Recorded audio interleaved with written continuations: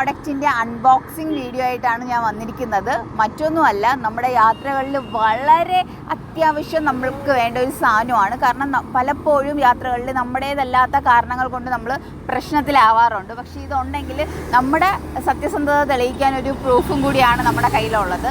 So മറ്റൊന്നുമല്ല, ഞാൻ കാണിക്കാൻ പോകുന്നത് നമ്മൾ വാങ്ങിച്ച ഡാഷ് ക്യാം ആണ്. അപ്പോൾ ഡാഷ് ക്യാം വാങ്ങണമെന്നുള്ള ആലോചന വന്നപ്പോഴത്തേക്ക് നമ്മൾ നോക്കിയപ്പോൾ 2 പ്രോഡക്റ്റുകളാണ് നമുക്ക് നോക്കിയത്. അതിലൊന്ന് ക്യൂബയുടെ ഒരു പ്രോഡക്റ്റ് ആയിരുന്നു, അതുപോലെ തന്നെ ഇത് 70 mAhയുടെ ആണ്. അപ്പോൾ അതിൽ കുറച്ചുകൂടി നല്ലതായിട്ട് നമുക്ക് തോന്നിയതാണ് 70 mAhയുടെ നമ്മുടെ 500+ എന്ന് പറയുന്ന ഒരു പ്രോഡക്റ്റാണ് നമുക്ക് ഇഷ്ടപ്പെട്ടത്. അപ്പോൾ അതുകൊണ്ട് അതാണ് ഞങ്ങളിന്ന് വാങ്ങിയിരിക്കുന്നത്.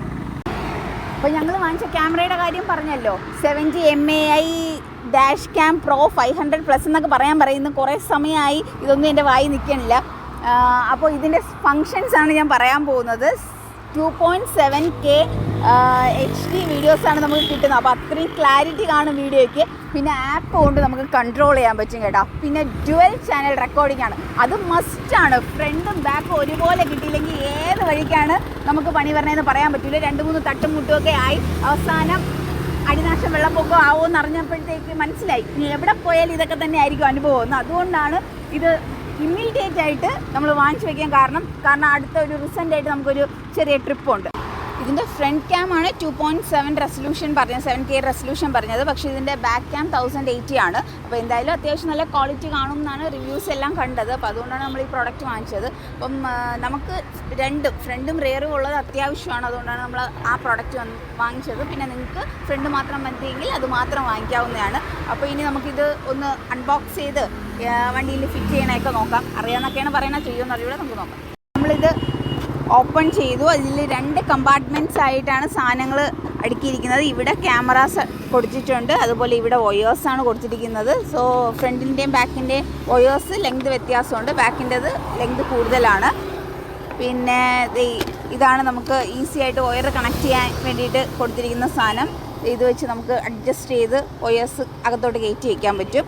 പിന്നെ ഇതാണ് നമുക്ക് വരുന്ന അഡാപ്റ്റർ. നമ്മുടെ വണ്ടിയുടെ ചാർജിങ് പോയിന്റിൽ കൊടുത്താൽ ഇവിടെ ക്യാമറയുടെ പേര് എഴുതിയിട്ടുണ്ട്, അവിടെ നമ്മുടെ ക്യാമറയുടെ വയേഴ്സ് കൊടുക്കുക. ഓക്കെ, ഈ 2ാമത്തെ കമ്പാർട്ട്മെൻറ്റിലാണ് നമുക്ക് ക്യാമറ വരുന്നത്. ഇത് ഫ്രണ്ട് ക്യാമറയുടെ അഡാപ്റ്ററാണ്. സോ ഈ അല്ലേ വയ്ക്കുന്ന സാധനം. അപ്പോൾ ഈ ഫ്രണ്ട് ക്യാമറ ഇതിലാണ് നമ്മൾ ഫിക്സ് ചെയ്യുന്നത്. അതിന് മുമ്പായിട്ട് നമുക്ക് ഇതുപോലെ ഒരു സാധനമുണ്ട് ഒട്ടിക്കാൻ, സ്റ്റിക്കർ ഒട്ടിച്ചിട്ട് വേണം നമ്മൾ ഫ്രണ്ടിലും ബാക്കിലും ക്യാമറാസ് കണക്ട് ചെയ്യാൻ. ഫ്രണ്ടിലെ ക്യാമറ നമുക്ക് റിമൂവ് ചെയ്യാൻ ഈസി ആയിട്ട്, പക്ഷേ ബാക്കിലത് ഫിക്സ് ആണ്. സോ അപ്പോൾ ഇതാണ് നമ്മുടെ ഫ്രണ്ടിൽ വരുന്ന ക്യാമറ. കണ്ടോ? സോ ഇവിടെ ഡിസ്പ്ലേ ഉണ്ട്, ഇത് റിമൂവ് ചെയ്യാൻ പറ്റും കേട്ടോ.